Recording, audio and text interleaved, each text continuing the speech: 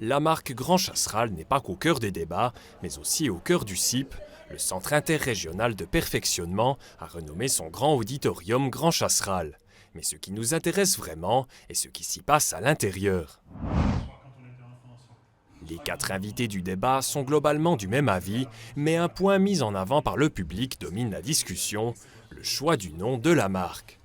Moi, je viens de Moutier, donc les gens de la vallée, de la petite vallée, des villages environnants, Crémines, Corcelles, aient un peu plus de mal à adhérer au projet parce que, évidemment, ils sont pas sur Chasseral comme la Neuville ou Saint-Imier. On dit que tout le monde ne voit pas le Grand Chasseral, mais moi qui fais beaucoup de randonnées et qui tourne beaucoup dans la région, le Grand Chasseral, je l'ai vu depuis plusieurs régions, depuis le canton de Neuchâtel, même depuis le canton de Vaud, mais depuis le canton de Soleure.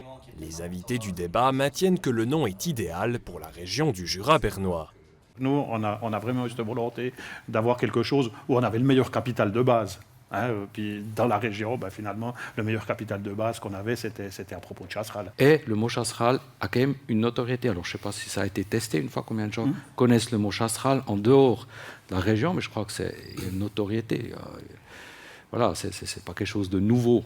Par rapport à l'appropriation du label par les habitants de la région, moi j'aurais une proposition à faire, parce que je trouve incongru aujourd'hui que le quotidien du Jura bernois s'appelle le Journal du Jura. Je veux dire, historiquement, on peut comprendre. Je veux dire, aujourd'hui, il faudrait que ce soit le journal du Grand Chasseral.